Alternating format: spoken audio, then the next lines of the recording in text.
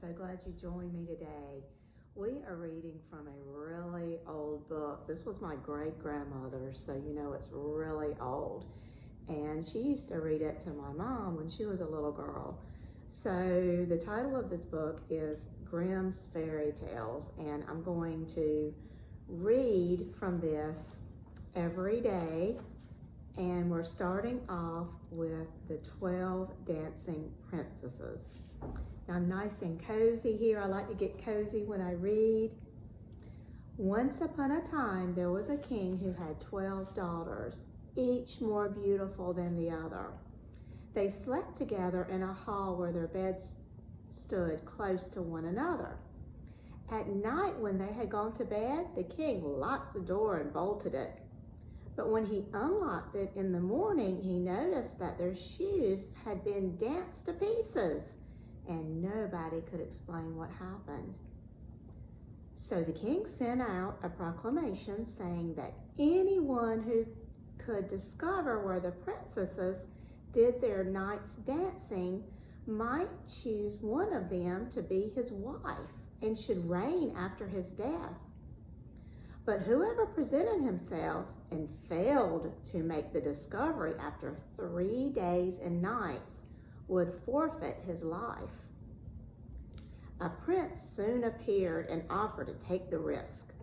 He was well received and at night was taken into a room adjoining the hall where the princesses slept.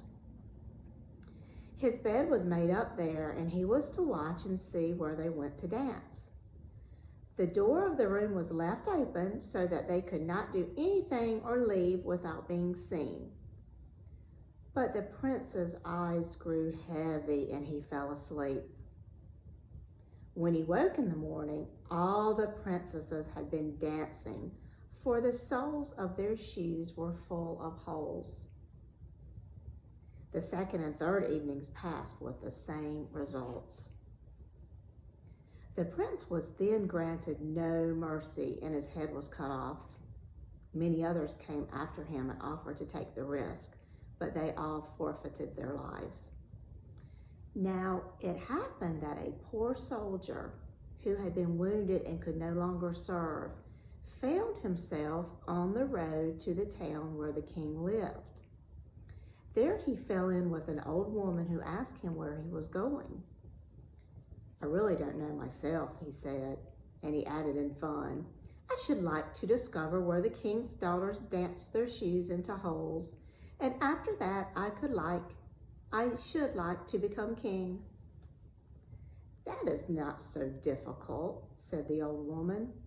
"You must not drink the wine which will be brought to you in the evening, but must pretend to be fast asleep." Whereupon she gave him a short cloak, saying, "When you wear this, you will be invisible, and then you can slip out after the 12 princesses." When the soldier heard this good advice, he considered it seriously, plucked up the courage to appear before the king, and offered himself as suitor. He was well received as the others and was dressed in royal garments. In the evening, when bedtime came, he was conducted to the anteroom, and he was about to go to bed when the eldest princess appeared, bringing him a cup of wine. But he had fastened a sponge under his chin and let the wine run down into it, so he did not drink one drop. Then he lay down, and when he had been quiet a little while, he began to snore as though in the deepest sleep. The 12 princesses heard him and laughed. The eldest said, "He too must forfeit his life." Then they got up, opened cupboards, chests, and cases, and brought out their beautiful dresses. They decked themselves before the glass, skipping about and reveling in the prospect of the dance. Only the youngest sister said, "I don't know what it is. You may rejoice, but I feel so strange. A misfortune is certainly hanging over us." "You are a little goose," answered the eldest. "You are always frightened. Have you forgotten how many princes have come here in vain? Why, I need not have given the soldier a sleeping draught at all. The blockhead would never have awakened." When they were all ready, they looked at the soldier, but his eyes were shut and he did not stir. So they thought they would soon be quite safe. Then the eldest went up to one of the beds and knocked on it. It sank into the earth, and they descended through the opening, one after another, the eldest first. The soldier, who had noticed everything, did not hesitate long, but threw on his cloak and went down behind the youngest. Halfway down, he trod on her dress. She was frightened and said, "What was that? Who is holding on to my dress?" "Don't be so foolish. You must have caught it on a nail," said the eldest. Then they went right down, and when they got quite underground, they stood in a marvelously beautiful avenue of trees. All the trees were silver and glittered and shone. The soldier thought, "I must take away some token with me." And as he broke off a twig, a sharp crack came from the tree. The youngest cried out, "All is not well. Did you hear that sound?" "Those are triumphal salutes because we have eluded our prince," said the eldest. Next they came to an avenue where all the leaves were of gold, and at last into a third where they were of shining diamonds. From both of these the soldier broke off a twig, and there was a crack each time which made the youngest princess start with terror. But the eldest maintained that the sounds were only triumphal salutes. They went faster and came to a great lake. Close to the bank lay 12 little boats, and every boat sat a handsome prince.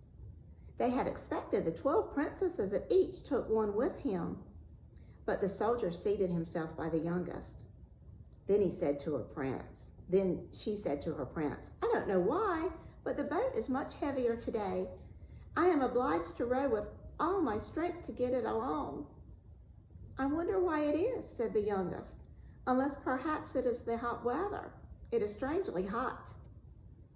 On the opposite side of the lake stood a splendid, brightly lighted candle from which came the sound of joyous music, of trumpets and drums. They rowed across, and every prince danced with his love.